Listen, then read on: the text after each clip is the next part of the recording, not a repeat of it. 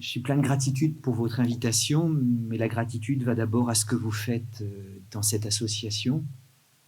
Oui, votre voix est une des voix qui me touche. Quand vous commencez à parler, le silence se fait. Votre voix est à la fois rigoureuse, précise, et en même temps, on y sent une tendresse pudique. Votre voix me touche. Alors oui, je suis philosophe, n'ayez pas peur. Je rappellerai le mot très profond d'Emmanuel Lévinas, qui disait que la spéculation sera toujours en retard sur le témoignage. Nous avons eu tout à l'heure des témoignages bouleversants, drôles, heureusement, de temps en temps, mais qui avaient des accents de vérité qui parfois manquent à la parole philosophique, à la spéculation philosophique. Cependant, après qu'il avait dit que la spéculation serait toujours en retard sur le témoignage, Lévinas avait ajouté qu'on a quand même besoin d'un peu de spéculation, d'un peu de philosophie, au fond. Mais que la philosophie n'est une chose respectable que si, justement, elle reste fidèle au témoignage qui l'a précédé. Mon travail, ça n'est pas de penser à votre place, c'est d'essayer de mettre en mots ce que vous vivez. Telle est la tâche que j'essaie d'accomplir dans ce master d'éthique, que j'ai la chance de m'occuper depuis déjà longtemps, où je reçois des soignants, au sens large du terme, médecins ou pas médecins, qui ont envie de faire un peu de la philo. Eh bien, je ne suis pas là pour penser à leur place, je suis là pour essayer de mettre en mots ce qu'ils vivent, pour essayer de rendre hommage à ce qu'ils éprouvent. Eh bien, c'est ce que je vais essayer de faire ce soir. Il ne s'agit pas tant de soignants que de bénévoles, mais enfin d'accompagnants de la fin de vie. Et ma gratitude, bien sûr, va d'abord à Eliane, mais pas simplement à elle, mais à l'ensemble de celles et ceux qui ont parlé ce soir. Un malheureux appelait tous les jours la mort à son secours. « Ô mort, lui disait-il, que tu me sembles belle, viens vite, viens finir ma fortune cruelle. » La mort crut en venant l'obliger en effet. Elle frappe à sa porte, elle entre, elle se montre. « Que vois-je » cria-t-il. « Ôtez-moi cet objet, qu'il est hideux, que sa rencontre me cause d'horreur. N'approche pas, ô mort, retire-toi. » Mécénas fut un galant homme. Il a dit quelque part « Qu'on me rende impotent, cul de jade, goutteux, manchot, pourvu qu'en somme je vive, c'est assez, je suis plus que content. Ne viens jamais, ô mort. » On t'en dit tout autant. Jean de La Fontaine, La mort et le malheureux.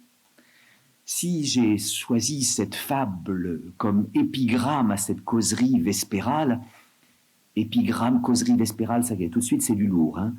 Et vous êtes en train de vous dire, décidément, les philosophes ne parlent pas comme tout le monde. Mais ne vous laissez pas impressionner. Une causerie vespérale, c'est tout simplement une conférence qui a lieu le soir, au moment des vêpres. Et un épigramme, c'est tout simplement un mot qu'on met avant les autres, qu'on met au-dessus des autres. L'épi, qu'il soit de cheveux ou de blé, est ce qui dépasse, ce qui est au-dessus. Gramme, ça veut dire mot, ça a donné grammaire. Et donc un épigramme, c'est un mot qu'on met dessus, qu'on met avant les autres mots. Si donc, j'ai choisi cette fable géniale de La Fontaine comme épigramme à cette causerie vespérale, c'est parce qu'il me semble qu'elle dit quelque chose d'immémorial, quelque chose qui a toujours été vrai et qui le sera toujours. Quelle chose, le fabuleux fabuliste nous murmure-t-il ici, quelle chose est immémoriale, a toujours été vrai et le sera toujours? Eh bien que le cœur d'un mourant est un cœur fondamentalement ambivalent, oscillant, et voire clivé. Et en effet, voilà un homme qui n'en peut plus de la vie. « Ô mort, que tu me sembles belle, viens vite, arrêtez ma fortune cruelle. » Quelque chose en lui désire la mort, mais quand elle approche de trop près, immédiatement on voit notre personnage revirer. Quel hideux objet, mort ne vient jamais. Ambivalence du cœur du mourant, voire clivage. Je parle sous le contrôle des plus savants que moi en matière de psychologie ou de psychanalyse. L'ambivalence, c'est la succession des affects contradictoires. Le clivage, c'est la simultanéité des affects contradictoires. S'il n'était pas clair, vous me le diriez. Hein. Mais je crois en effet que notre cœur, lorsque nous y serons, eh bien, sera un cœur ambivalent, voire clivé. Ambivalent, c'est-à-dire que nous passerons de moments où nous voulons que ça s'arrête, c'est insupportable, j'en peux plus, allez, que la mort vienne, après tout, on pique bien les chiens, pourquoi ne me faites-vous pas une piqûre, enfin. Mais juste après, quand on la voit arriver, on se dit, mais la vie ne vaut rien, mais rien ne vaut la vie. Ambivalence, voire clivage, c'est-à-dire que c'est au même moment que notre cœur désire que ça continue et désire que ça s'arrête. Et en effet, le fabuleux fabuliste, Jean de La Fontaine, est sans doute, j'ai dit tous les philosophes, il ne passe pas pour un philosophe, mais mon Dieu, quelle profondeur et quelle sagesse chez La Fontaine. La Fontaine est sans doute, allez, de tous les philosophes, celui qui a repéré le mieux ces ambivalences, voire ces clivages du cœur humain. Et je dirais que dans la chambre du mourant, il n'y a pas simplement le cœur du mourant à osciller, voire à cliver. Il y a aussi ces deux autres cœurs que sont le cœur du proche et le cœur du soignant ou du bénévole. Oui, car le proche aussi a un cœur ambivalent, voire clivé. Elle accompagne son mari depuis des années, c'était Alzheimer. Au début, elle lui a fait des promesses, je ne te mettrai jamais dans une maison, je t'ai épousé pour le meilleur et pour le pire, ça a été le meilleur, ce sera peut-être le pire, mais je serai toujours là. Elle ne savait pas que la fatigue, l'épuisement agirait sur son cœur comme un acide invisible. Et voilà que progressivement, elle ne le reconnaissant plus, il ne la reconnaît pas, eh bien elle n'en peut plus. Et il y a des moments où elle a envie que ça s'arrête, mais j'en peux plus, mais c'est trop long, c'est insupportable. Allez, que ça s'arrête, je voyagerai, je m'en vais, j'irai. Ça serait un soulagement qu'il meure maintenant. Mais tout de suite après qu'elle a senti ça en son cœur, une autre partie de son cœur dit non, non, non, non, laissez-le moi, encore un peu, mon amoureux. C'est de l'Édith Piaf. Ambivalence, voire clivage du cœur du proche. Et ambivalence, voire clivage du cœur de l'accompagnant, hein, qu'il soit professionnel ou qu'il soit bénévole.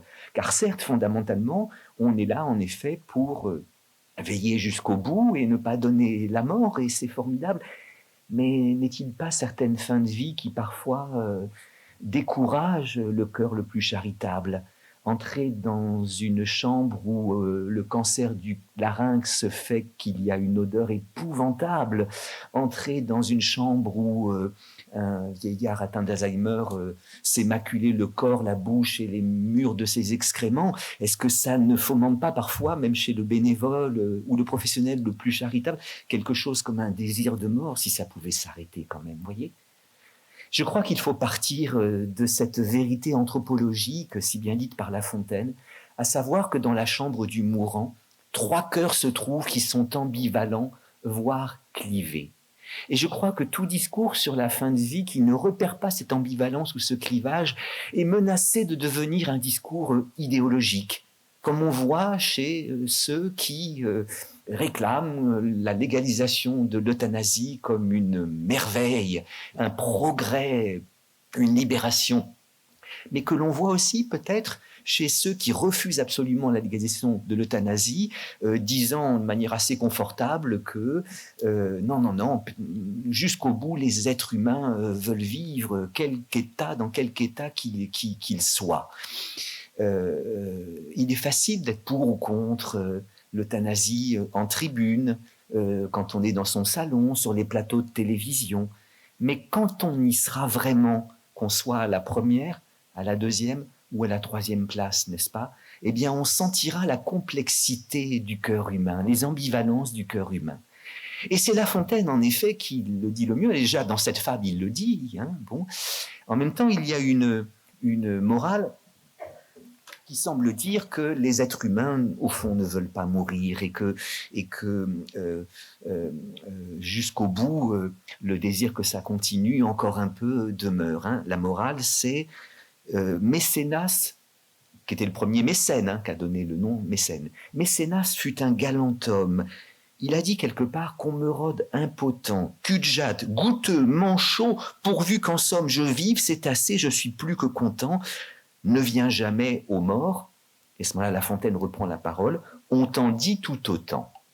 Oui, mais le génie de La Fontaine est justement son attention anthropologique aux complexités des êtres humains. Vous voyez, on nous disait des bêtises au sujet de La Fontaine quand on nous disait que ce qui est important, c'est la morale, qui est au début ou à la fin de la fable, et que le récit n'est là que pour illustrer la fable.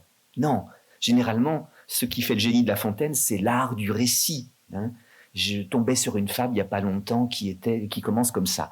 Un lièvre en son gîte songeait, car que faire en un gîte à moins que l'on ne songe. J'ai lu ça, vous voyez, vous souriez, vous riez, et j'ai eu sur mon visage une espèce de sourire béat pendant 3 semaines, qui a inquiété un peu mes proches. Bon, mais oui, La Fontaine, c'est génial, c'est fin, c'est drôle, c'est profond, parce qu'au fond, plus important que la morale, le récit. Et puis surtout, il y a des morales contradictoires. Bon, je sais que vous n'êtes pas venu ici pour entendre parler Jean de La Fontaine. Je vais vous parler tout à l'heure peut-être un peu de la fin de vie aujourd'hui, de l'intelligence artificielle. Mais quand même, c'est à lui que je veux consacrer mon épigramme, cette causerie vespérale, parce que La Fontaine dit la complexité des êtres, par exemple. Le loup. Le loup est un personnage immonde dans Le Loup et l'agneau, de mauvaise foi, violent, bon. Mais il est admirable dans Le loup et le chien.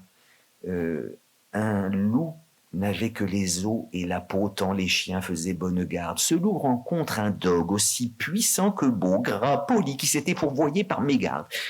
L'attaquer, le mettre en quartier, Sire Loup lui fait volontiers. Mais il fallait livrer bataille et le matin était de taille à se défendre hardiment. Donc le chien. Le loup donc l'aborde humblement, entre en propos et lui fait compliment de son embonpoint qu'il admire.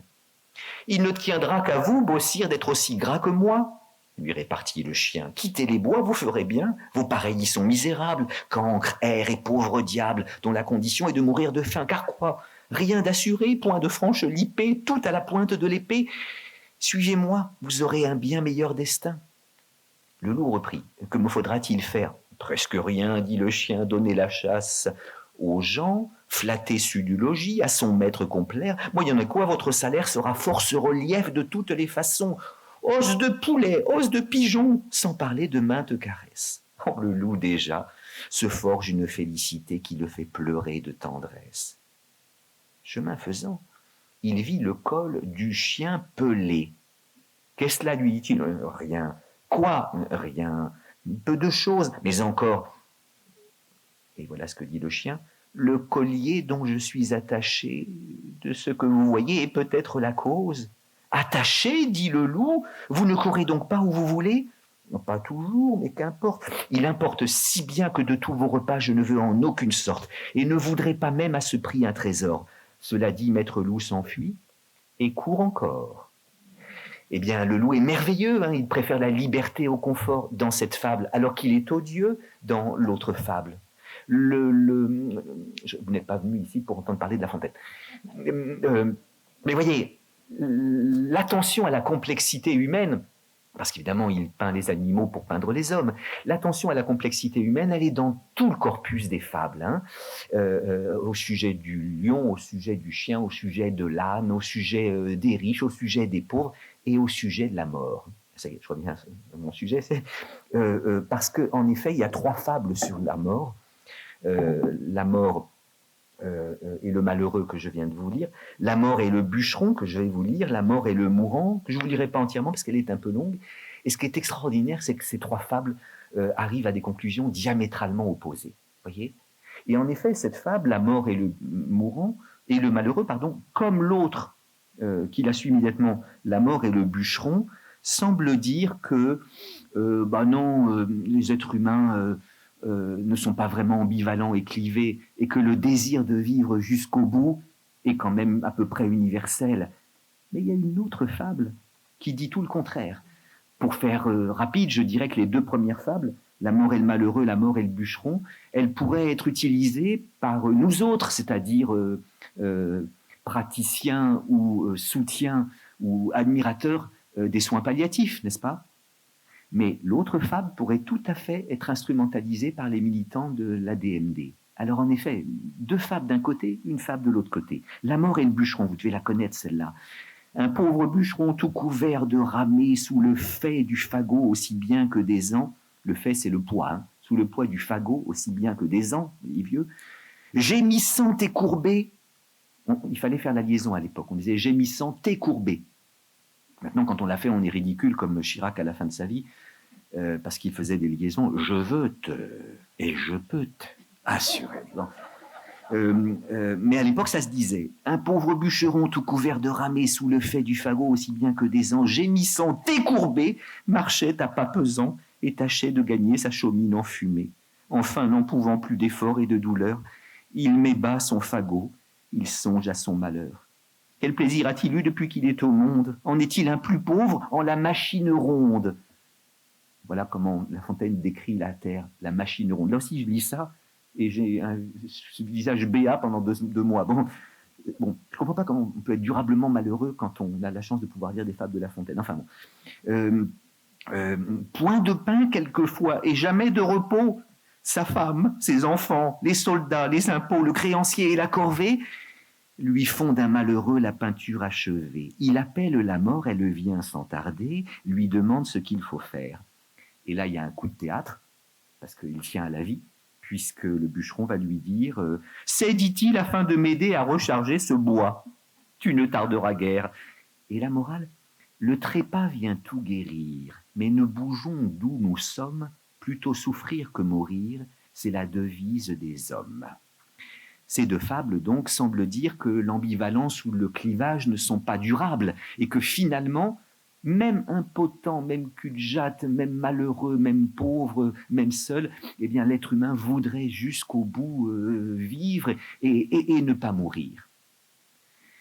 Mais, étant donné que la philosophie, c'est l'attention à la complexité du monde et du cœur humain, étant donné que la philosophie, c'est l'écoute de la petite part de soi qui n'est pas d'accord avec soi, hein, eh bien, l'autre fable semble dire tout autre chose. La mort et le mourant. La mort ne surprend point le sage, il est toujours prêt à partir, s'étant su lui-même avertir du temps où l'on doit se résoudre à ce passage. Ce temps, hélas, embrasse tous les temps. Qu'on le partage en jours, en heures, en moments, il n'en est point qu'il ne comprenne dans le fatal tribut. Tous sont de son domaine. Alors, deux vers sublimes. Et le premier instant où les enfants des rois ouvrent les yeux à la lumière, et celui qui vient quelquefois fermer pour toujours leurs paupières. C'est beau, c'est émouvant ça. Hein. Donc, qu'est-ce qu'il est en train de dire? Qu'on peut mourir à n'importe quel âge. Hein. Heidegger le disait, dès qu'un homme est né, il est assez vieux pour mourir. Bon. Et en effet, ce temps, le temps du passage, est un temps qui embrasse tous les temps. Il n'en est point qu'il ne comprenne dans le fatal tribut tous ceux de son domaine. Et le premier instant où les enfants des rois ouvrent les yeux à la lumière et celui qui vient quelquefois fermer pour toujours leurs paupières, défendez-vous par la grandeur, alléguez la beauté, la vertu, la jeunesse, la mort ravit tout sans pudeur. Hein. C'est la mort comme faucheuse. Hein. Et après qu'elle a fauché nos proches et nos aimés, elle nous fauchera un jour. Un jour, le monde entier accroîtra sa richesse. Ça, c'est génial parce que La Fontaine avait deviné qu'un jour, la terre disparaîtrait, vous voyez, c'est tous les hommes qui disparaîtraient, alors qu'on ne savait pas à l'époque. Il n'est rien de moins ignoré, et puisqu'il faut que je le dise, rien où l'on soit moins préparé. Un mourant qui comptait plus de 100 ans de vie se plaignait à la mort que précipitamment elle le contraignait de partir tout à l'heure, sans qu'il eût fait son testament, sans l'avertir au moins. Est-il juste qu'on meurt au pied levé? Dit-il, attendez quelque peu. Bon. Et alors, le vieillard essaie de négocier avec la mort en disant c'est trop tôt, je ne peux pas partir maintenant, même si j'ai plus de 100 ans, il faut que je fasse ci et ça. Et La Fontaine juge ce vieillard absolument ridicule, parce que la mort, évidemment, le prend. Allons, vieillard, et sans réplique, il n'importe à la République que tu fasses ton testament. Et La Fontaine dit quoi? La mort avait raison. Je voudrais qu'à cet âge, on sortît de la vie ainsi que d'un banquet, remerciant son hôte et qu'on fît son paquet. Vous voyez, ça pourrait être instrumentalisé par les militants de la DMD pour dire la grande sagesse en fin de vie, c'est de faire son paquet et puis de prendre le train pour la Suisse et de demander à Caritas la mort dans la dignité, paraît-il. Hein. Eh bien, vous voyez, confronter la fable 3 aux fables 1 et 2, c'est encore pour La Fontaine une manière de rendre hommage à l'ambivalence, voire au clivage du cœur du mourant, mais aussi des deux autres, hein, qui sont dans la pièce. Et je crois en effet que cette complexité, elle nous oblige à penser un peu la fin de vie. Penser, c'est toujours, je reprends cette formule, écouter la petite voix qui, au fond de soi, n'est pas tout à fait d'accord avec soi. Hein, vous savez que la meilleure définition de la pensée jamais donnée, peut-être dans l'histoire de la philosophie, c'est celle de Platon, qui dit que la pensée, c'est le dialogue de l'âme avec elle-même. Et voilà pourquoi Platon a écrit des dialogues où Socrate parle avec quelqu'un qui n'est pas d'accord avec lui. Mais peut-être que Victor Hugo va encore plus loin que La Fontaine dans un chapitre absolument génial des Misérables qui s'appelle « Javert déraillé ». Javert, vous savez, c'est l'homme de loi qui poursuit Jean Valjean et qui n'a qu'une seule idée, le rattraper et le reconduire au bagne, parce qu'un forçat évadé doit être reconduit au bagne. Hein. C'est un personnage linéaire, simple, tout d'une pièce, qui justement ne veut absolument pas être attentif à la complexité humaine. S'il l'était, il verrait que Jean Valjean a beaucoup changé, que entre le personnage qui était très dur, très méchant, hein, qui est sorti du bagne, et le personnage qu'il est maintenant, il y a eu une véritable métamorphose, il est devenu quelqu'un d'admirable. Et vous vous souvenez de cette scène où Valjean cache son visage, parce qu'il a reconnu que Javert était sur les rives de la Seine, mais voilà que Javert fait un faux pas et tombe dans la Seine. Et n'écoutant que son bon cœur, Jean Valjean va sauver son pire ennemi, en essayant de cacher son visage. Mais Javert a quand même eu le temps de reconnaître le visage de Valjean. Et là, Javert est totalement perdu, parce qu'il ne sait plus ce qu'il doit faire. Hein. En reconnaissant Valjean sur les rives de la Seine, il y eut en Javert quelque chose du loup qui rattrape sa proie, mais aussi du chien qui retrouve son maître. Hein, c'est du Victor Hugo. Il y a qui ne sait plus s'il doit continuer à le détester ou s'il peut maintenant l'aimer. Jusqu'à maintenant, Javert n'avait jamais connu qu'une seule ligne et elle était droite. Mais voilà que pour la première fois de sa vie, il était devant deux lignes contradictoires l'une de l'autre. Javert souffrait atrocement. Son cerveau, jadis si limpide dans sa cécité, était maintenant troublé. Il y avait un brouillard dans ce cristal. Donc, enfin, Javert est attentif à la complexité humaine. Hein. Et voilà ce qu'écrit, ça me fait rire là aussi, ça me rend béat, Hugo. L'une des douleurs de Javert, c'était d'être obligé de penser. La pensée était jusqu'à maintenant pour lui quelque chose de fort inutile, mais voilà qu'il était obligé de penser. Javert souffrait atrocement. Il y a toujours dans la pensée un certain degré de rébellion intérieure, et Javert s'exaspérait de sentir cela en lui. Et bien voilà, la pensée, c'est le dialogue de l'âme avec elle-même, mais c'est le dialogue aussi avec la petite part qui, au fond de soi, se rebelle contre soi. Hein. Je suis contre la légalisation de l'euthanasie. Je vous le dis, je peux le dire en tribune. Mais il y a peut-être une petite voix qui, au fond de moi, se rebelle en disant il y a peut-être des cas, il y a peut-être des moments, et puis moi-même, quand j'y serai ou quand j'y verrai un de mes proches. Et donc, penser, c'est peser. Penser, ça vient de pensare en latin, qui veut dire peser, sous-peser.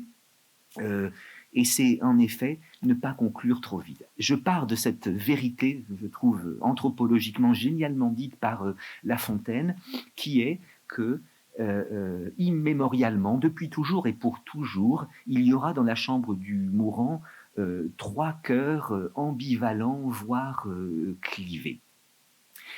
Et je dirais que les soins palliatifs, et le bénévolat en est pour les raisons qui ont été si bien dites tout à l'heure, le fait que les bénévoles aient plus le temps que beaucoup de professionnels, tout simplement.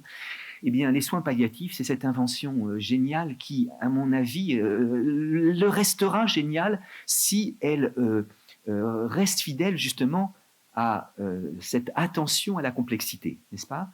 Et je crois en effet que faire du mieux qu'on peut son travail en fin de vie, c'est être attentif aux possibles et aux impossibles qui demeurent jusqu'au bout. Qu'est-ce que je veux dire par là? C'est que la mort, c'est l'impossibilité du possible et la possibilité de l'impossible.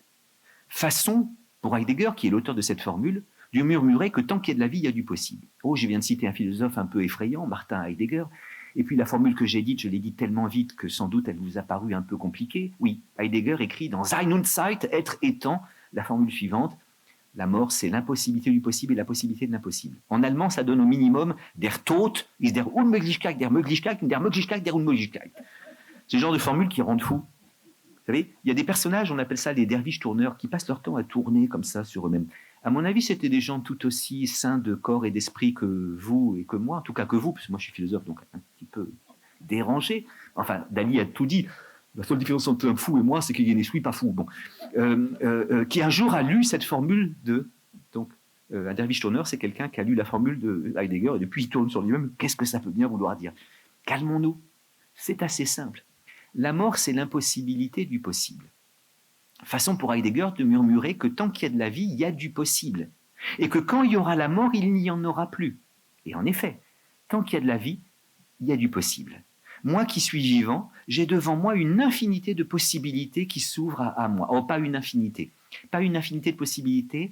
Je suis privé de certaines possibilités. Je ne peux pas, dans les secondes qui viennent, m'envoler dans les airs comme l'oiseau. Malgré ma fidélité 70s à Michel Fugain, qui depuis pas mal d'années me dit « fais comme l'oiseau », sa vie d'air pur et d'eau fraîche, un oiseau, et jamais rien ne l'empêche, l'oiseau, d'aller plus haut, d'aller plus haut. Eh bien, je ne peux pas, dans les secondes qui viennent, m'envoler dans les airs. Le don du vol ne fait pas partie des possibilités données par la nature à l'homme. Je ne peux pas non plus, dans les secondes qui viennent, me rendre invisible. Le don d'invisibilité, nous avons tous désiré l'avoir, n'est-ce pas? Lorsque nous rougissions devant tout le monde, que nous étions la proie des regards, nous aurions bien aimé être invisibles, je ne le peux. Je ne peux pas, dans les secondes qui viennent, rester ici et être en même temps là-bas. Le don d'ubiquité ne fait pas partie des dons donnés par la nature à l'homme. Nous avons tous désiré avoir ce don quand vous êtes invité le même soir à 2 soirées également séduisantes. Vous aimeriez bien pouvoir vous diviser.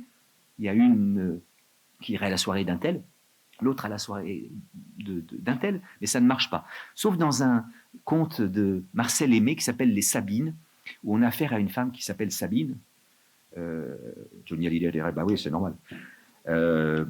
Et donc, cette Sabine, elle est dans les bras de son amant et elle n'a pas envie de rentrer chez son mari. Peut-être des choses qui arrivent. Enfin, bon.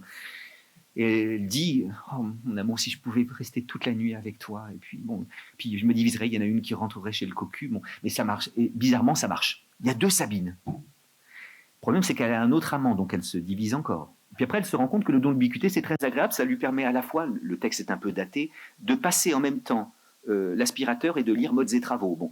Et donc, vous avez des Sabines qui se multiplient, il y en a partout, des centaines, des milliers. Je ne vous raconte pas la fin de cette nouvelle, je sais que dès ce soir, vous vous précipiterez sur le conte de Marcel Aimé qui s'appelle les Sabines. Donc, la nature me prive de certaines possibilités. Je n'ai pas une infinité de possibilités, mais à l'intérieur des quelques limites que la nature m'a assignées, mais j'ai une quasi-infinité de possibilités. Je peux, dans les secondes qui viennent, rester debout ou m'asseoir. Je peux, dans les secondes qui viennent, continuer de parler ou me taire. Rassurez-vous, je finirai par me taire. Je peux, dans les secondes qui viennent, continuer à essayer d'employer une langue que j'espère belle, courtoise, élaborée, mais je peux aussi, dans les secondes qui viennent, dire des horreurs. Je peux le faire, hein. Je ne le ferai pas, rassurez-vous. Mais je peux bigardiser dans les secondes qui viennent. Hein. Je ne le ferai pas. Je peux, dans les secondes qui viennent, me mettre au milieu de cette estrade et uriner devant vous. Je ne le ferai pas, rassurez-vous. Mais je peux le faire parce que je suis vivant. Eh bien, quand je serai mort, je n'aurai plus aucune de ces possibilités. Et en effet, quand je serai mort, j'aurai plus la possibilité de rester debout ou de m'asseoir, de parler ou de me taire, d'être courtois ou d'être discourtois, d'où la formule de Heidegger, la mort c'est l'impossibilité du possible. Façon pour Heidegger de suggérer, je le répète, que tant qu'il y a de la vie, il y a du possible. Oh certes, l'approche de la mort souvent restreint un peu le champ des possibilités. Et il est vrai que si, à l'issue, je ne sais pas, moi, d'un AVC, je suis rendu aphasique, ben, j'aurais plus la possibilité de parler ou de me taire. Si à l'issue d'un autre type d'accident, je suis rendu tétraplégique, je n'aurais plus la possibilité de me lever ou de m'asseoir. Si la fin de vie fait que je suis désinhibé, vous savez, il y a parfois des problèmes du frontotemporal qui désinhibent des personnes. Bon, ça a été une des difficultés de Bernadette les dernières années. Chirac, à cause des accidents cérébraux à répétition, était un peu désinhibé. Donc il avait les mains baladeuses, et il s'était mis à tutoyer tout le monde. il appelait toutes les filles capucines et tous les hommes nounours. Et un jour, il se met à parler à Bernadette, il la tutoie. Elle lui a répondu, ça n'est pas l'usage entre nous. Je m'en fous. Et alors la désinhibition, évidemment, fait que peut-être, oui, je n'aurais plus la possibilité d'être courtois. Donc bien sûr, la fin de vie, souvent, restreint un peu le champ des possibles. Mais tant qu'il y a de la vie, il y a du possible. Se réduirait-il à peu de choses? Évidemment, peut-être que le grabataire aphasique incontinent n'a plus beaucoup de possibilités, mais si, il a la possibilité de vivre encore 3 jours ou 5, ou seulement 1, et ça changera peut-être tout pour le cœur des proches. Elle n'a pas parlé depuis des jours et des jours. La maladie d'Alzheimer fait qu'elle est aphasique et qu'on la confond facilement avec quelqu'un de déjà mort. Vous savez, entre quelqu'un qui se repose et quelqu'un qui repose, parfois il n'y a pas beaucoup de différence, hein. Entre quelqu'un qui dort et quelqu'un qui est mort, il n'y a peut-être pas beaucoup de différence. Et tout d'un coup, elle mange un peu de confiture de cassis avec les doigts, qu'elle ne sait plus que dans nos pays, on mange avec une cuillère. Donc Tata Anna, pour ne pas la nommer, met sa main dans le pot de confiture, et là, Tata Anna a le visage apaisé et dit Tante Martine. Oh. On a pu supposer quand elle était petite, elle allait chez une tante Martine et elle allait cueillir des cassis au fond, voyez. Et donc jusqu'au bout, il peut y avoir, quand l'esprit ne fonctionne plus, des plaisirs proustiens, hein, la Madeleine, c'est le corps qui se souvient quand l'esprit ne se souvient plus. Hein. Donc tant qu'il y a de la vie, il y a du possible, et s'il y a du possible, c'est parce que, oui, malgré la ressemblance de Thanatos et d'Hypnos, la différence, malgré la ressemblance entre quelqu'un de mort et quelqu'un qui se repose, et quelqu'un qui dort, entre quelqu'un qui repose et quelqu'un qui se repose, il y a un abîme entre les deux. Vous voyez. J'évoque ici une fraternité, en effet, celle de Thanatos, la mort, et Hypnos, le sommeil. Hypnos et Thanatos étaient frères. Et c'est vrai, je le répète, quelqu'un qui dort et quelqu'un qui est mort, ça se ressemble un peu. Et voilà que Apollon, qui est le dieu bien sûr de la beauté, mais aussi le dieu du jour, le dieu de midi, le dieu de la science, le dieu du savoir, eh bien Apollon a envie de savoir les secrets d'Hypnos, les secrets du rêve, les secrets du sommeil. À quoi pense quelqu'un qui dort? Et donc Apollon, vous savez qu'il détient un rayon d'or, hein, le rayon du soleil. Hein. Apollon a l'idée de pénétrer avec son rayon de soleil le visage d'Hypnos. Hypnos est averti de l'intention apollinienne. Et étant donné qu'il a envie de garder son secret, Hypnos très vite se fait un masque qui le rend frère jumeau de Thanatos. C'est depuis ce jour-là qu'un homme qui se repose ressemble à un homme qui repose, qu'un homme qui dort ressemble à un homme mort. Et résultat, quand Apollon arrive avec son rayon, croyant tomber sur Hypnos, il croit que c'est Thanatos. Et là, il se dit, merde, je ne sais pas s'il parlait comme ça. La mort, ça c'est le grand mystère, donc il laisse tomber. Ma mère va voir mon grand-père qui est mort. Elle aurait dit, j'étais trop petit pour y être, mais c'est pas possible, papa, il dort, papa, réveille-toi. Et non, ma pauvre, il ne dort pas, il est mort. Il ne se repose pas, il repose. Et cette différence, il y a une formule qu'on n'emploie plus aujourd'hui, se mourir. Hein, Madame se meurt, Madame est morte. Mais justement, même quand on se meurt, on n'est pas mort. Là encore, il ne faut pas mépriser Johnny, parce que revisiter les évidences, c'est parfois important en philosophie. C'est Lucchini qui disait ce qu'il y avait de prodigieux chez Johnny, c'est qu'il revisitait les évidences. Et c'est vrai que Johnny a dit une fois, finalement, il n'y a pas mieux que la perfection. Oui. Et puis vous savez la fameuse anecdote de Johnny Hallyday qui court le Paris-Dakar et il y a un accident technique. Résultat, il arrive très tard à l'arrivée, quand la voiture où il y a Johnny arrive, Johnny baisse la vitre et les journalistes se précipitent et Johnny a eu ce fameux mot, tu te rends compte que si on n'avait pas été retardé 1h15, il y a 1h15 qu'on serait là. Donc revisiter les évidences, mais c'est parfois important. Et en effet, ceux qui voudraient que la sédation profonde et continue, ce soit déjà la mort, hein, ceux qui voudraient que celui qui est en coma végétatif soit comme déjà mort. Oublie cet abîme qu'il y a entre les deux, abîme que Rimbaud m'a appris quand j'étais petit, parce que moi, la mort, avant que mon grand-père ne meure, eh bien, j'y été sensibilisé par 2 poèmes, je dirais, géniaux. Le petit cheval dans le mauvais temps de Georges Brassens, Ma mère se souvient encore de l'enfant inconsolable que j'étais. Les larmes n'arrêtaient quand j'ai compris. Mais il est mort, le petit cheval, dans le mauvais temps. Il est mort par un éclair blanc, lui qui avait du temps, du courage, tous derrière lui devant. Je m'étais assimilé à ce petit cheval blanc, et puis ben, voilà. Et l'autre jaillissement des larmes, c'est quand j'ai lu Le Dormeur du Val. Parce que dans Le Dormeur du Val, pendant tout le poème, Rimbaud nous laisse dans l'incertitude suspensive d'une hésitation. Est-ce qu'il est dort ou est-ce qu'il est mort, hein?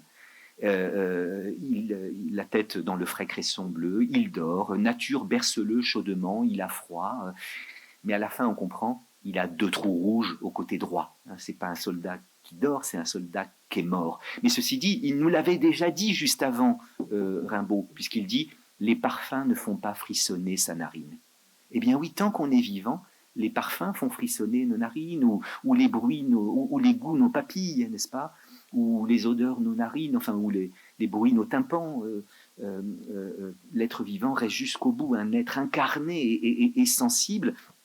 Et c'est ce que Rimbaud dit merveilleusement. Oui, tant qu'il y a de la vie, il y a du possible, et les soins palliatifs sont là pour veiller sur les possibles qui demeurent encore, pour les exalter, pour les susciter, pas du tout dans un activisme, une espèce d'acharnement relationnel, bon, vous en êtes avec Dieu, avec votre belle-sœur, etc. Simplement en étant là, en ouvrant un vide de bonne qualité, une chambre d'écho à la bonne acoustique, et même si l'autre ne dit rien, il y a une communication infraverbale, vous voyez. Le chiffre 3 ne peut pas être silencieux. Seul un être de langage peut être silencieux. Et le silence d'un être de langage, c'est en un sens une parole en puissance, ou une puissance de parole. Eh bien, veiller sur les possibles, c'est ce que font les praticiens des soins palliatifs. Oui, mais ils devraient aussi veiller sur les impossibles. Ils devraient aussi veiller sur les impossibles, parce que oui, de temps en temps, en fin de vie, il y a de l'impossible, au sens où on n'en peut plus, où c'est plus possible, vous voyez. Et en effet, aussi bien le corps du mourant, à certains moments, n'en peut plus, aussi bien le cœur du proche que le cœur de l'accompagnant n'en peuvent plus. C'est insupportable, il faudrait que cela s'arrête. Et je crois qu'il serait dangereux que les soins palliatifs fussent dogmatiques et que à la plainte ou à la demande de mort, on réponde dogmatiquement en disant « jamais ». Il s'agit, comme il a été très bien dit par l'une des bénévoles tout à l'heure, d'accueillir, d'écouter, hein. Et cette écoute, généralement, fait disparaître cette demande-là. Mais enfin, repérons l'ambivalence, le clivage. Et je crois que ce clivage, cette ambivalence, si bien dit par La Fontaine, sont choses immémoriales, sont choses qui ont toujours été, qui seront toujours. Mais, point d'inflexion de mon exposé.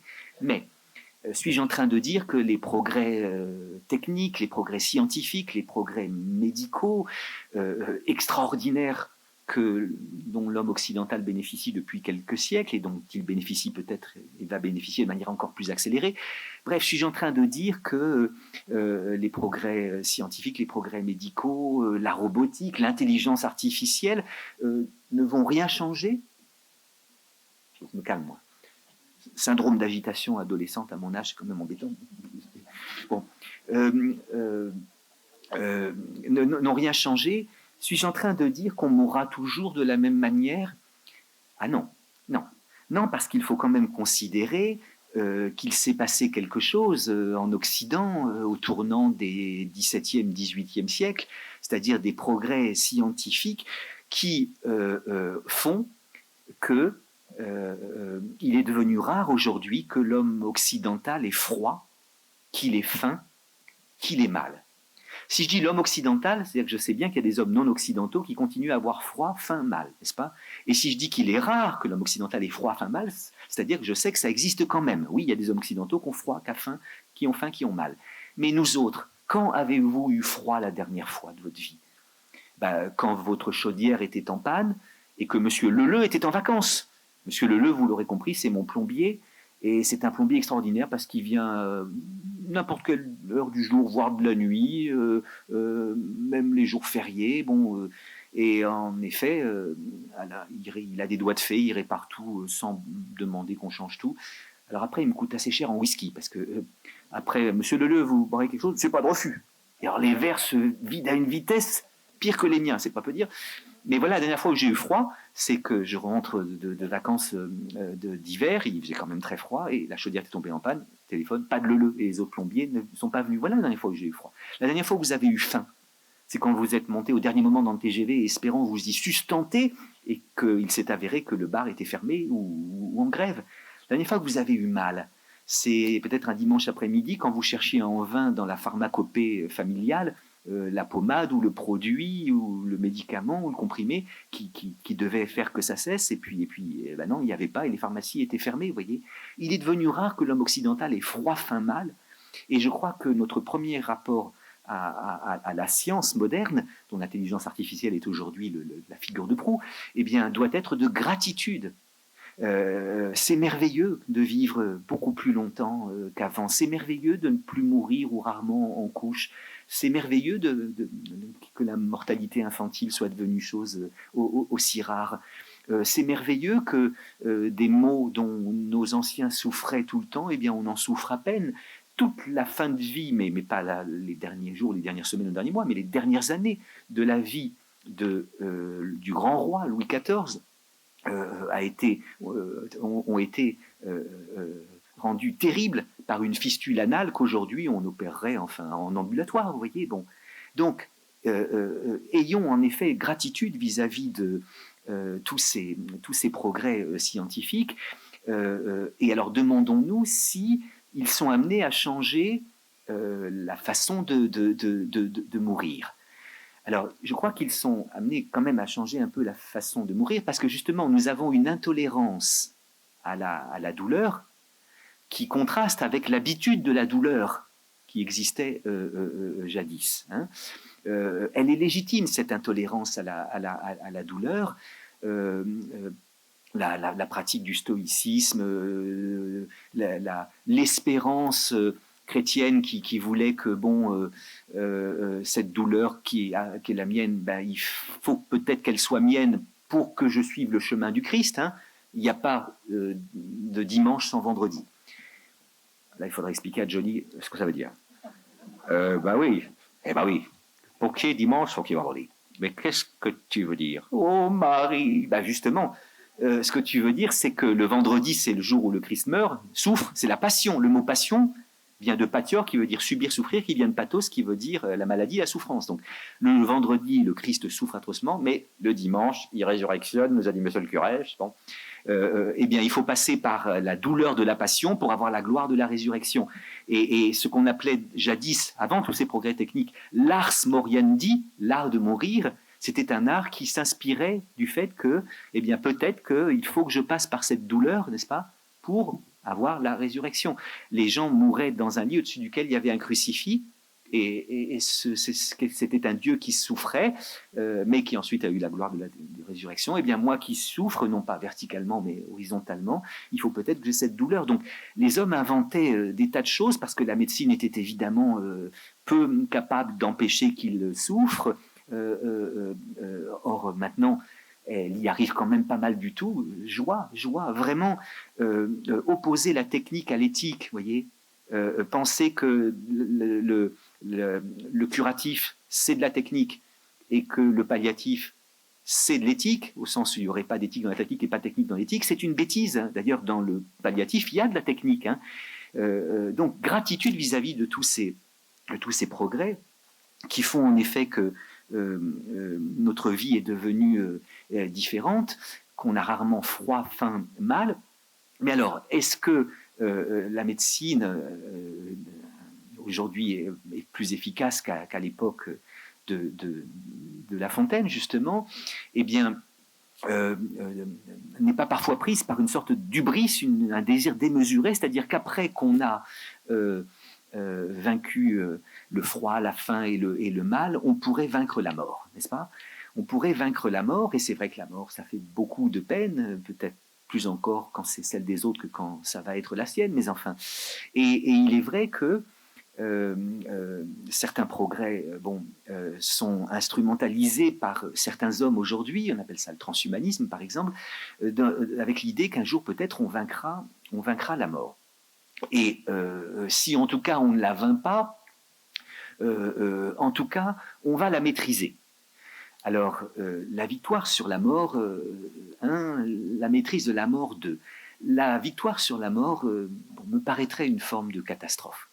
Je veux dire par là que sans doute est-il terrible de mourir, mais il me paraîtrait plus encore terrible de ne pas mourir. Ne pas mourir, ça me fait penser à une insomnie qui durerait toujours, vous voyez. Je parlais de l'analogie qu'il y a entre le sommeil et la mort. Qu'est-ce qui nous permet en même temps de supporter les journées où parfois on a du mal, où on s'entend dire, après qu'on a fait une déclaration d'amour, non, tu sais, je veux pas qu'on gâche notre belle amitié. Ah, mince. Bon, où il y a toujours quelqu'un pour nous dire, comme disait Souchon, maman, comment tu m'as fait, je suis pas beau. Bon, précisément, on supporte la difficulté, la fatigue de la journée parce que le soir, enfin, on va pouvoir se reposer. Hein, on aura le sommeil. On ne se couche pas simplement pour se délester du poids de la fatigue, mais pour se délester de soi-même. Hein. S'endormir, c'est s'enfoncer dans une étrange sphère d'oubli où on n'a plus la vie à la première personne, où on doit s'efforcer sans cesse d'être aimé le plus possible, de réussir le plus possible. Bon, non, on s'endort pour ne pas simplement se délester du poids de la fatigue, mais pour se délester de soi-même. Hein. Et alors, quand on est épuisé et qu'on peut s'endormir, bah, c'est un bonheur. L'insomniaque n'a pas ce bonheur. Hein. Il voudrait que ça s'arrête, et ça ne s'arrête pas. Il y a une petite force au fond de lui qui dit ça ne s'arrêtera pas, ça ne s'arrêtera pas. Hein. On cherche une place fraîche sur l'oreiller, et la place fraîche sur l'oreiller ne le reste jamais très longtemps. Hein. On compte les moutons, mais ça ne marche pas. Bon, et les insomniaques savent à quel point c'est une douleur terrible, l'insomnie. Hein. Je voudrais que cela s'arrête, cela ne s'arrête pas. Eh bien, ne pas mourir, ce serait comme une insomnie définitive et générale. Et nous supportons la vie et nous l'aimons peut-être justement parce qu'un jour elle va s'arrêter, ou bien sûr le plus tard possible et dans les conditions les moins terribles possibles. Nous le désirons tous. Mais en même temps, qui voudrait vivre absolument toujours? Personne, parce que je connais 3 personnes qui ne sont pas mortes et qui désirent à présent mourir. Les 2 premières, c'est un peu sérieux, la 3e, ça ne l'est moins, mais qui sont ces 3 personnages?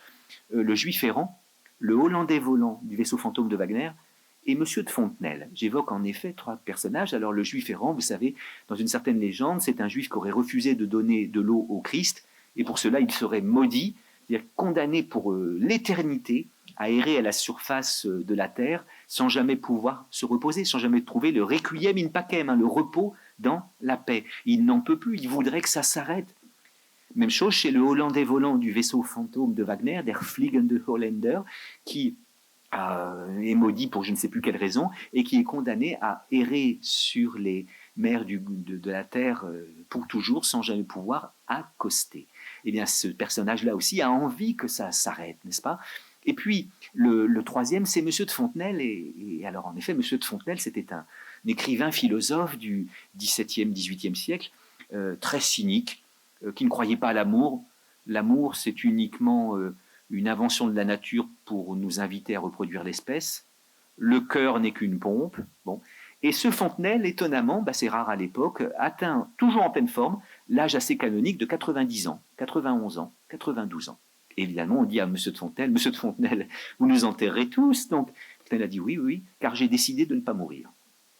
Enfin, Monsieur de Fontenelle, on lui sort le syllogisme socratique, hein, tous les hommes sont mortels, or Fontenelle est un homme, donc Fontenelle est mortel. Et Fontenelle répond, mais qui vous dit que je sois un homme? J'en ai l'apparence, mais en ai-je l'essence? Et même si je suis un homme, ce qui n'est pas impossible, je ne mourrai pas parce que les hommes meurent par lâcheté, par faiblesse, par abandon. Et moi, je ne mourrai pas. Bon, alors, on rit un peu, mais après, on rit moins parce que Fontenelle a 94, 95, 96, 97. Il est dans une forme olympique. Et quand on voit Fontenelle marcher à Versailles, on est inquiet. Et puis voilà que Fontenelle arrive à l'âge de 99 ans. Et pour la première fois de sa vie, Fontenelle va tomber amoureux. Il va se rendre compte que le cœur n'est pas qu'une pompe et que l'amour n'est pas qu'une invention de la nature pour reproduire l'espèce. En effet, arrive d'Allemagne une magnifique princesse qui joue divinement du clavecin et chante non moins divinement, qui veut apprendre les choses de la science de la bouche des encyclopédistes français, hein, Diderot, d'Alembert, enfin tous ces scientifiques, tous ces savants, et aussi Fontenelle. Et elle va chez Fontenelle tous les soirs parce qu'elle veut apprendre la pluralité des mondes. Fontenelle a écrit un essai sur la pluralité des mondes et dans son grenier, un petit pigeonnier, il a installé un télescope pour regarder les cieux.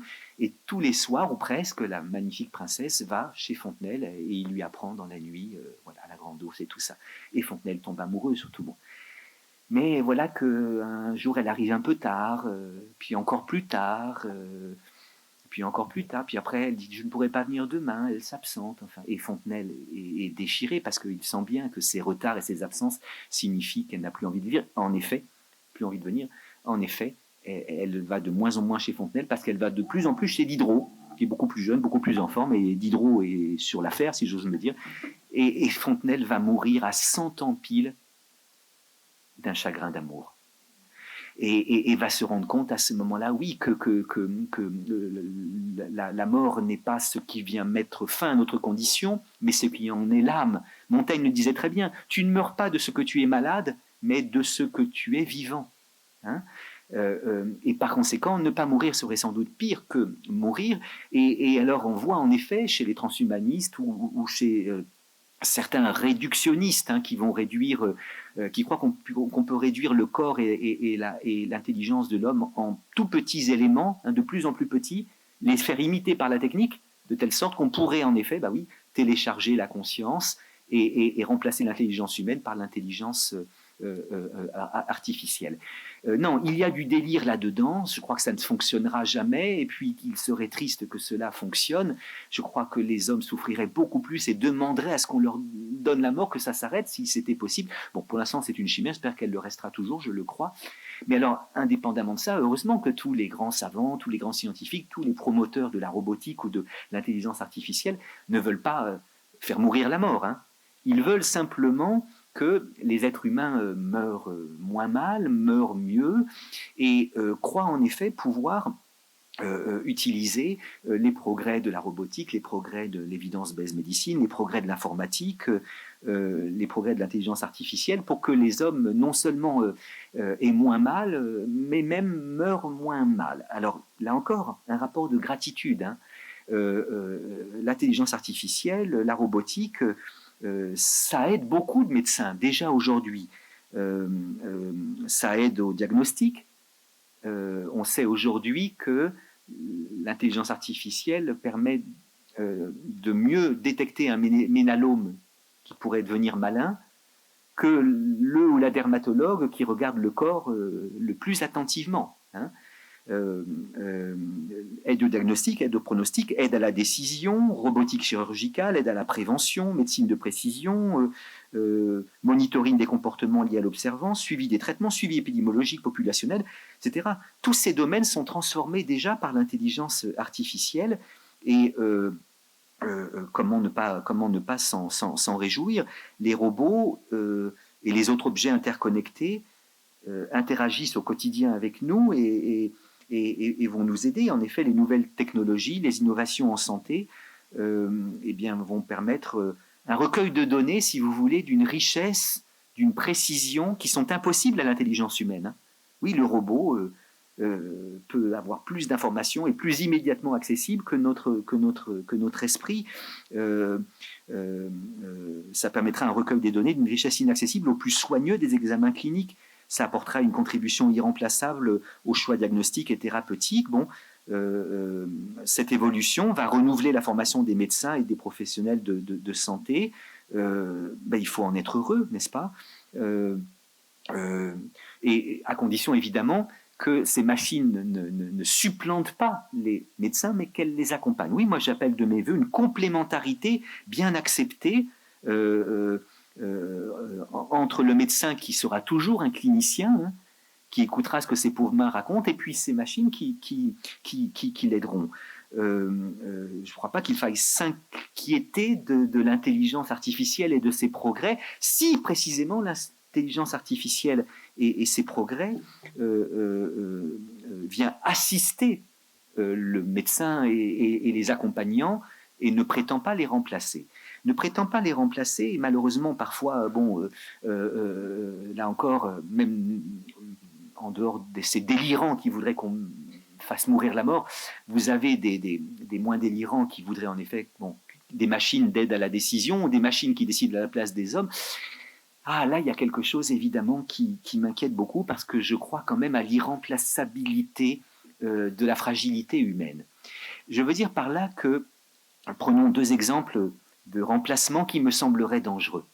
Remplacer la présence humaine par le robot paro.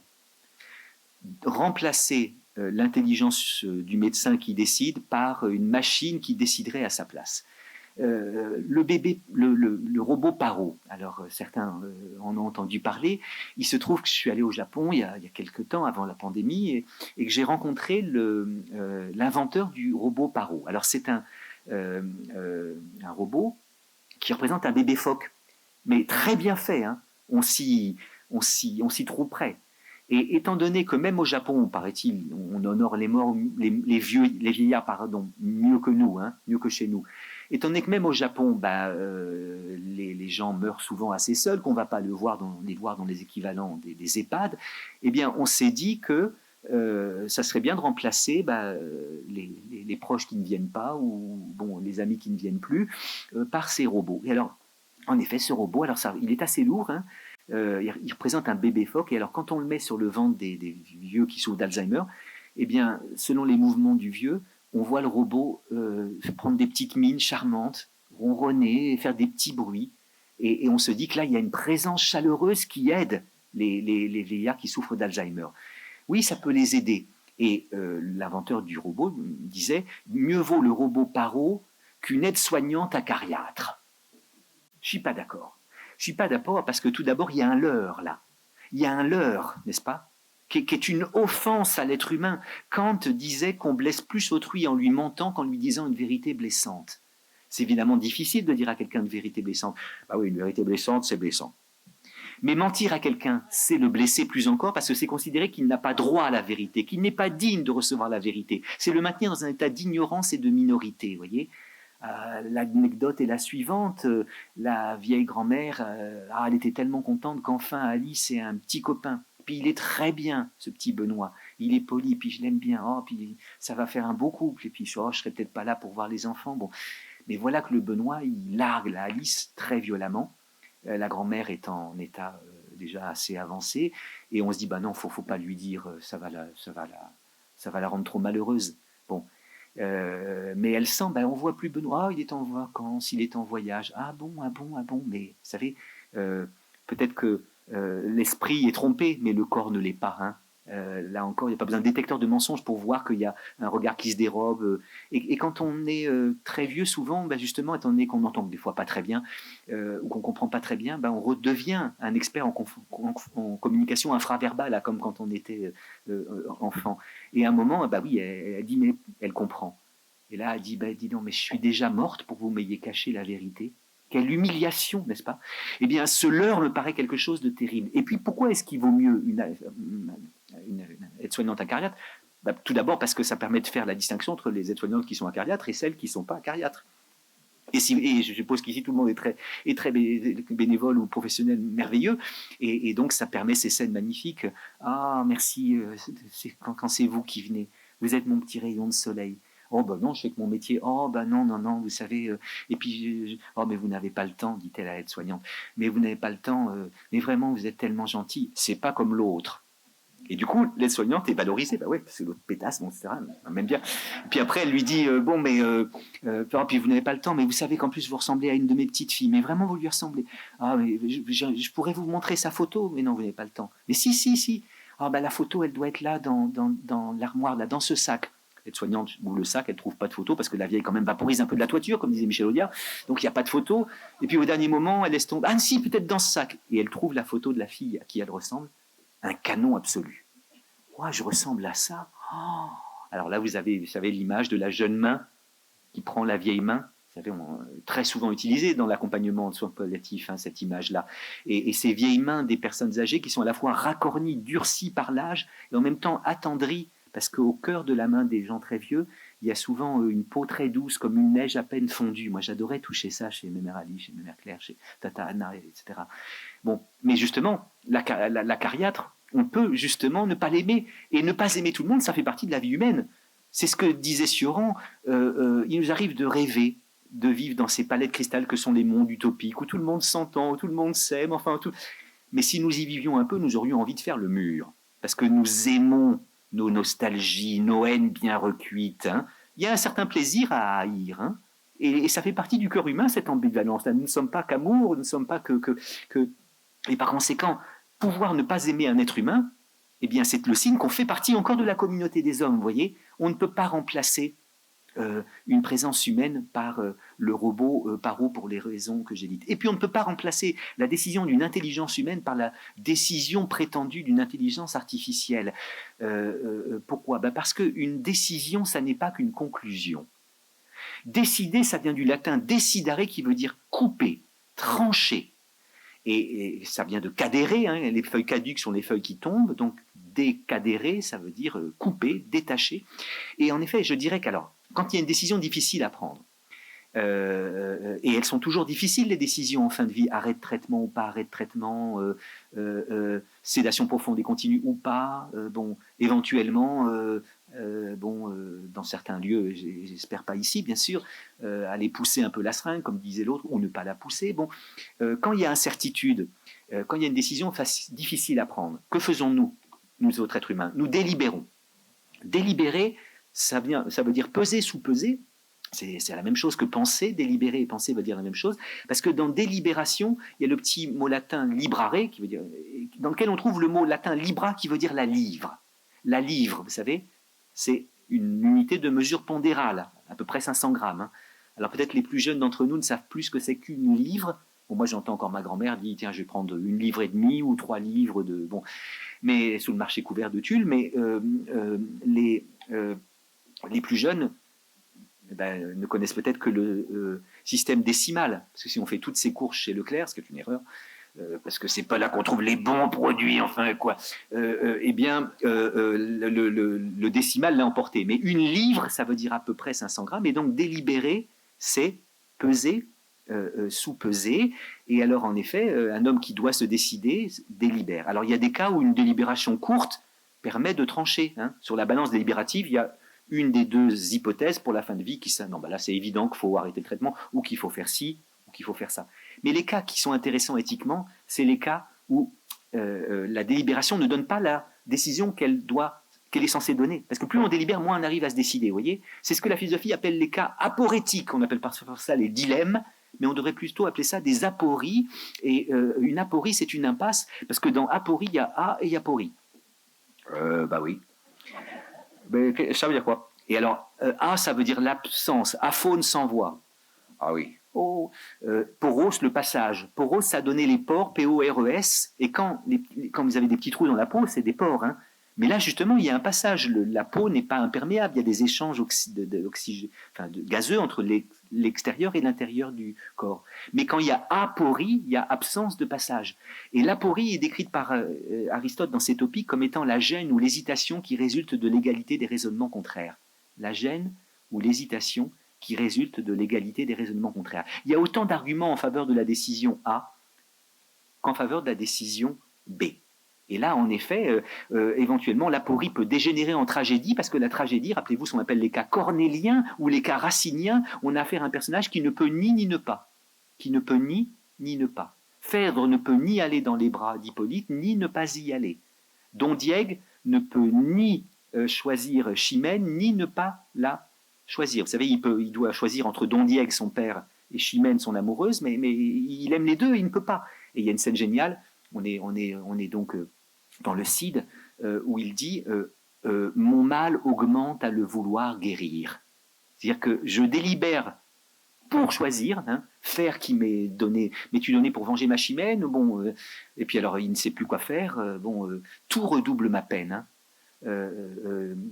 Mon mal augmente à le vouloir guérir, tout redouble ma peine. Et puis là, tout d'un coup, il dit allons, mon âme. Et puis il semble avoir choisi Chimène, et tout de suite après, il dit non, il faut que je choisisse Don Diègue, vous voyez. Et c'est ça les tragédies classiques. Les cas cornéliens ou les cas raciniens, généralement on en prend pour 5 actes d'Alexandrin avec Césure à l'hémistiche, 3, 4, 5, 6, 7, 8, 9, 12, pendant lesquels le héros tragique se montrera incapable de trancher.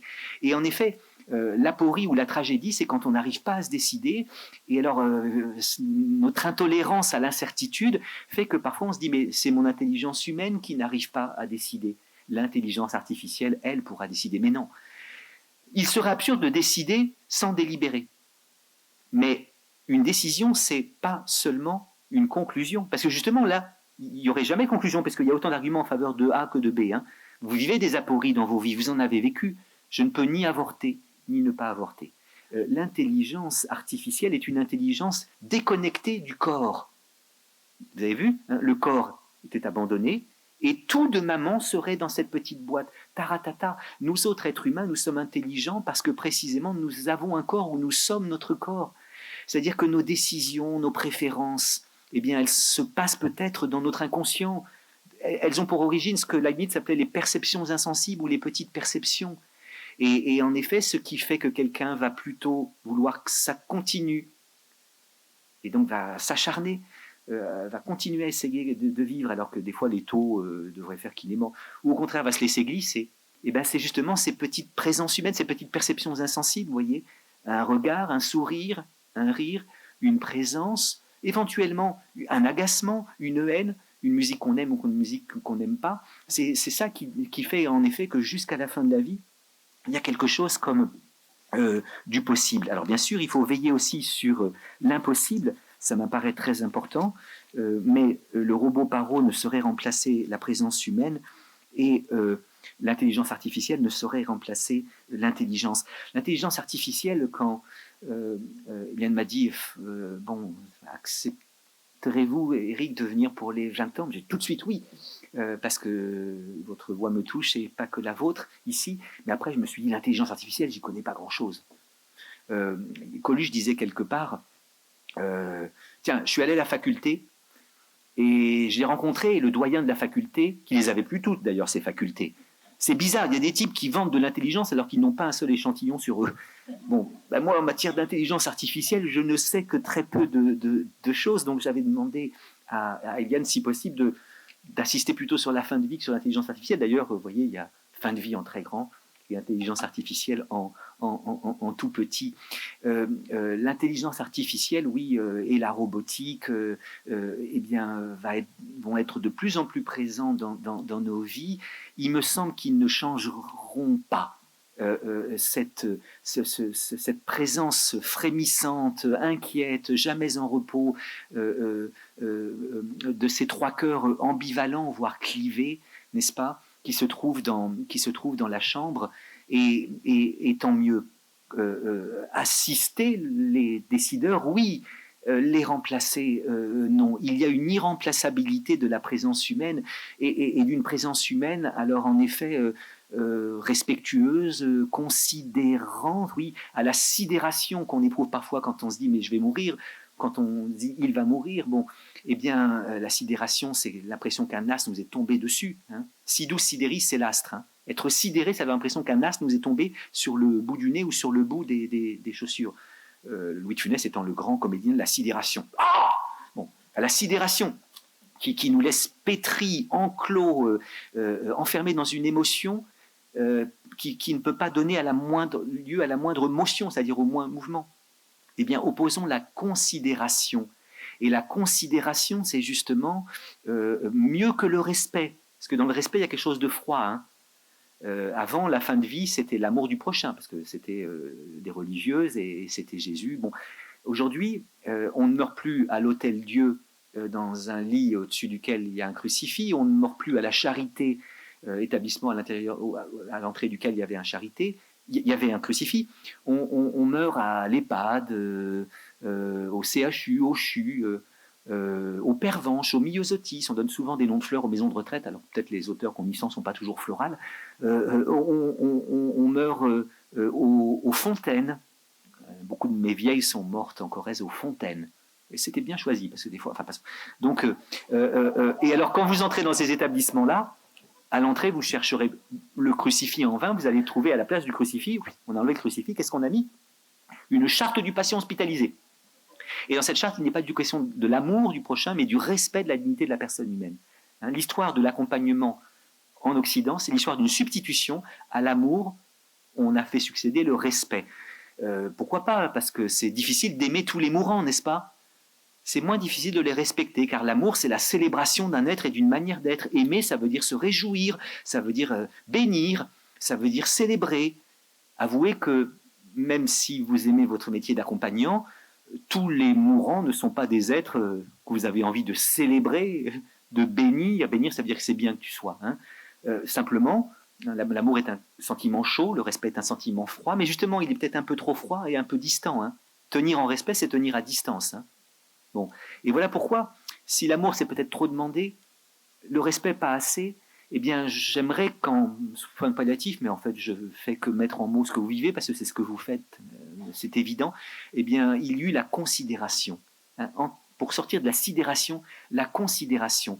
Et la considération, c'est un égard, voyez, un passage du regard à l'égard, une attention fine à ce que ces pauvres mains racontent, comme disait Brel, aux ambivalences, voire au clivage de son âme. Et cette considération-là, je crois qu'aucune machine n'en sera capable, parce que la considération suppose justement la finesse des organes des sens, la finesse des petites perceptions. Allez, un anniversaire, ça doit se fêter quand même dans la joie et aussi dans l'affirmation d'un certain nombre de valeurs. Oui, quand on est passé de l'amour au respect, bon, on a pas mal fait, parce que c'est plus facile de respecter tous les êtres en fin de vie que de les aimer, mais peut-être on a perdu quelque chose en route. Et j'ai commencé par La Fontaine, et je vais finir par Gabin, qui, je trouve, dit peut-être l'essentiel de ce qui vous inspire. Gabin était dans sa jeunesse chanteur et danseur, puis après il a arrêté de chanter et de danser pour devenir le comédien que vous savez. Mais quelques mois avant sa mort, il ne savait pas, il est mort brusquement de crise cardiaque, il est retourné dans les studios pour chanter, ou plutôt dire et chanter la fameuse chanson du « Je sais ». Et cette chanson dit la supériorité de l'amour sur le respect. Quand j'étais gosse, comme 3 pommes, je parlais bien fort pour être un homme. Je disais « je sais, je sais, je sais, je sais ». Et quand j'ai 18 ans, j'ai dit « ça y est, maintenant je sais ». L'amour, les parfums et les roses. Tiens, oui, l'amour, j'en avais fait tout le tour. Heureusement, au milieu de ma vie, j'ai encore appris. Et comme les copains, j'avais pas mangé tout mon pain. Il y a 60 coups qui viennent de sonner à l'horloge. Je regarde par ma fenêtre et je m'interroge. Je sais qu'on ne sait jamais. Alors ça s'appelait aux philosophes parce que c'est la devise de Socrate. Hein. Savoir qu'on ne sait pas, écouter la part de soi qui n'est pas d'accord. Je sais qu'on ne sait jamais. Si, la seule chose que je sache, ça tient en 3-4 mots. Le jour où quelqu'un nous aime, il fait très beau. Je ne peux pas mieux dire. Il fait très beau. Et après qu'il a dit ça, Gabin va se mettre à chanter et la voix est abîmée à la fois par l'âge et les cigarettes, car le père Gabin fumait 5 paquets de clopes à la fin de sa vie, donc il a un peu de mal à monter dans les aigus et c'est ça qui rend son chant encore plus émouvant. Et donc Gabin dit « Le jour où quelqu'un nous aime, il fait très beau. » Je ne peux pas mieux dire. Il fait très beau. C'est encore ce qui m'étonne dans la vie, moi qui suis à l'automne de ma vie. On oublie tant de soirs de tristesse, mais jamais un matin de tendresse. Voilà, c'est tout ce que je sais, mais ça, je le sais. Eh bien, les philosophes ne savent pas grand-chose, mais ça, ils le savent. Mais vous le savez encore bien mieux que moi. Ma gratitude, c'est pour la voix d'Eliane et pour votre présence. Joyeux anniversaire, joyeux anniversaire. Merci de votre attention. Merci beaucoup.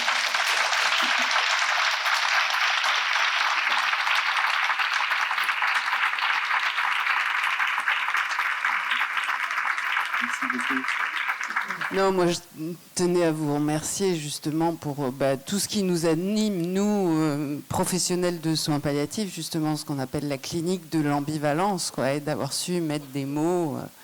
Je vais relire La Fontaine, hein, parce que c'est bien cette immémorialité, parce qu'on a quand même, nous, effectivement, la sensation que ce sera tout le temps, ça ne disparaîtra jamais, cette ambivalence des 3 personnes dans la pièce, quoi. Je pense que vous nous avez bien résumé toutes nos difficultés, toute la complexité de tout ce qu'on fait dans notre travail, quoi. Merci. Donc, un grand merci. Je veux dire. Il y a un élément dont on discute souvent quand on parle d'intelligence artificielle, c'est souvent le côté un peu alarmiste que beaucoup de soignants ou même de personnes non soignantes ont vis-à-vis de l'intelligence artificielle et qui est souvent véhiculé par les médias, par les films que l'on connaît de science-fiction en rapport avec l'intelligence artificielle. qu'on voit même d'ailleurs dans l'opéra. On peut prendre Faust, par exemple, aussi, avec cette vision particulièrement cataclysmique de la jeunesse éternelle, repris aussi bien par Goethe que par Gounod après plus tard.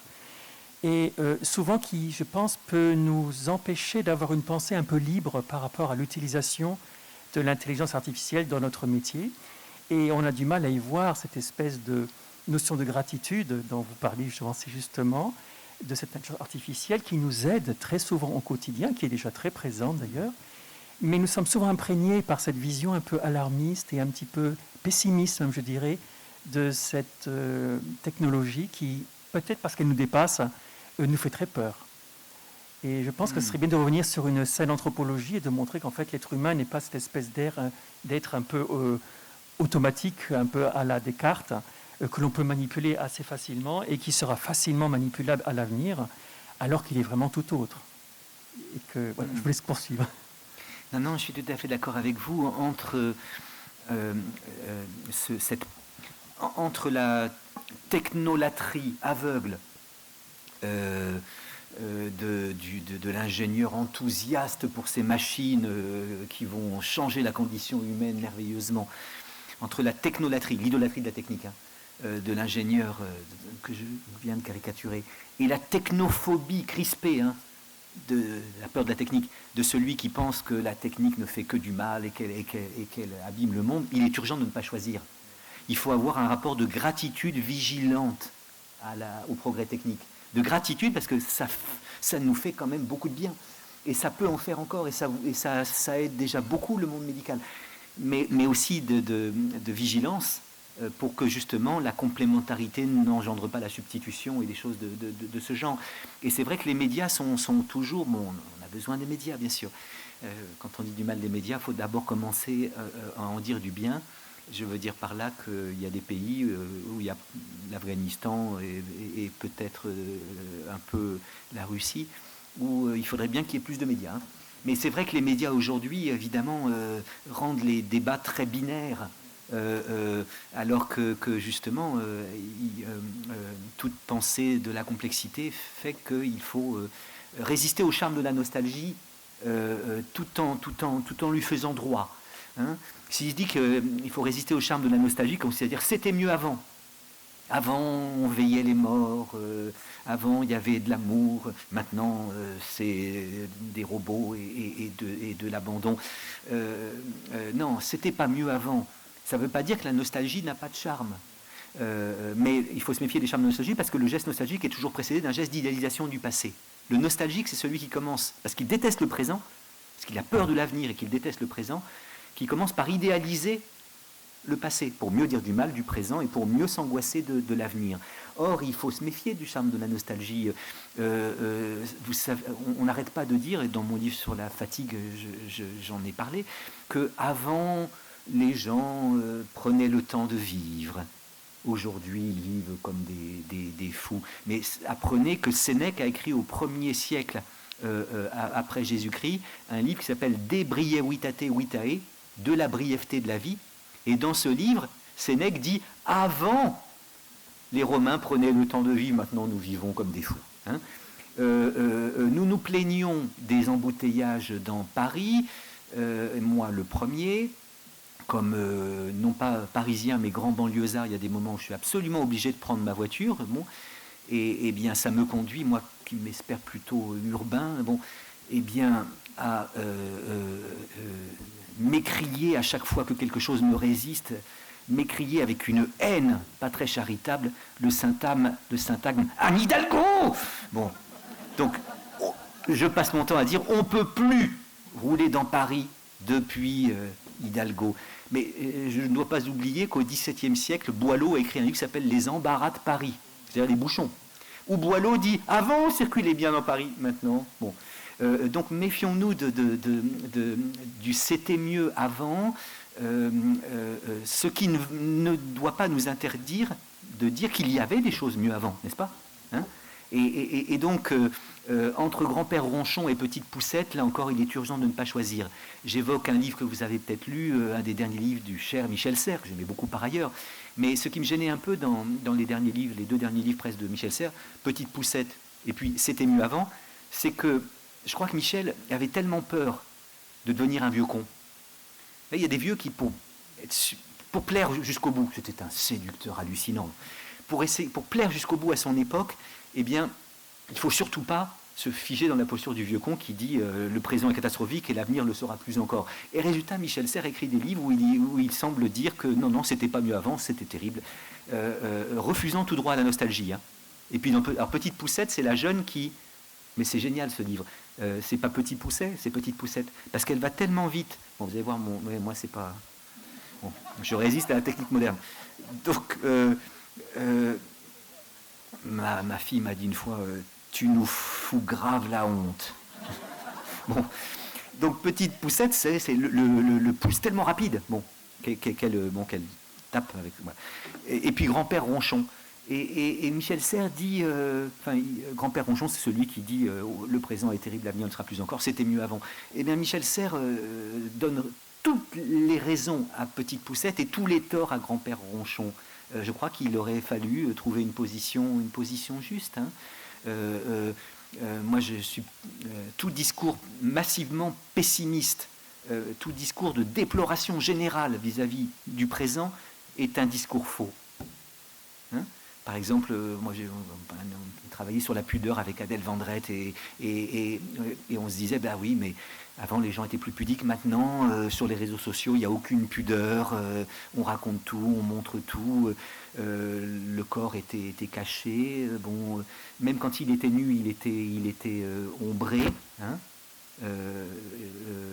pas par le clair-obscur, mais il était même ombré quand il était éclairé, puisqu'il y avait cette pilosité qui à la fois révèle, mais cache aussi le sexe. Bon, aujourd'hui, l'épilation généralisée, la liberté totale, une fille qui ne fait pas tout, comme on voit dans les pornos, va passer pour une gourdasse. Bon, et donc, il n'y aurait plus de pudeur. C'est pas vrai. Moi, je suis absolument sûr que même les jeunes filles qui apparemment ne sont pas pudiques selon mes critères à moi, eh bien, ont envie de cacher des choses. Hein. La pudeur, c'est le désir que tout de moi ne se voit pas.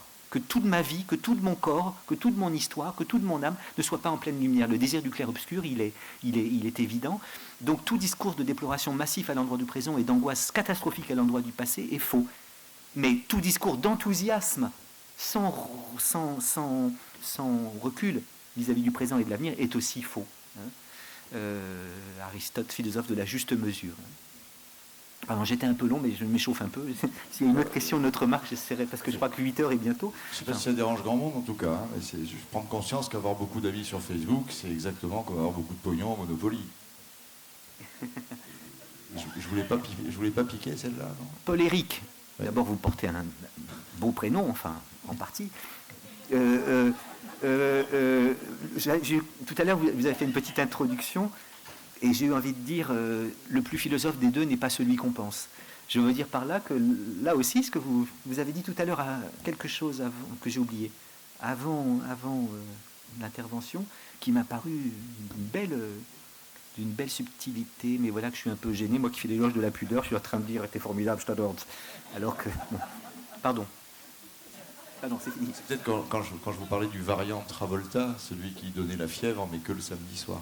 Non. Ah oui, ça c'est bien. C'est pas celui-là, non. Ouais. On se détend, mais c'est vrai parce que ça vous a pas échappé aussi que Éric Fiat a remarqué que 20h c'était l'heure de la conclusion et que derrière on aurait le plaisir de le rencontrer en solo en quelque sorte, puisqu'on va la voir dédicacer ses ouvrages grâce au concours de la librairie Clarton. Puis il a vu qu'il y avait un cocktail ici. Est-ce qu'il y en a qui sont restés jusqu'à la fin ? Non, c'est pas ici quand même, pas ici. Mesdames, messieurs, est-ce que vous voudriez... À propos du cocktail, si vous permettez, c'est un mot génial de Francis Blanche et Pierre Dac. Il y a un certain moment où les grands humoristes rejoignent les grands métaphysiciens. Parce que, bon, c'est vrai, pourquoi en équipe de soins palliatifs, on rit beaucoup, hein. Les bénévoles rient beaucoup. Hein. Les gens qui ne savent pas ce qui s'y passe disent « Oh là là, les soins palliatifs, tu dois... » Mais heureusement qu'il y a du rire. L'humour est quelque chose est une ressource en fin de vie. Hein. Bon, et alors, c'est vrai que j'aime bien ça, mais aussi parce que c'est sérieux l'humour. Pas Bigard, hein, mais Raymond Devos, le sketch sur le rien. Rien, c'est rien. Mais 3 fois rien, c'est pas rien. Et 3 fois rien, c'est rien de neuf. Bon. Là, il y a quelque chose sur le néant qui rejoint les textes les plus profonds de Pascal. Et alors, Pierre Dac et Francis Blanche, je suis en train de les lire en ce moment, eh bien, Francis Blanche, pardon, avait été très malade. Et puis, il est interviewé, ça va mieux. Et il lui dit, oui, j'ai beaucoup réfléchi sur le néant, sur l'au-delà. Et finalement, à l'au-delà, je préfère le vin d'ici. Pour introduire au cocktail.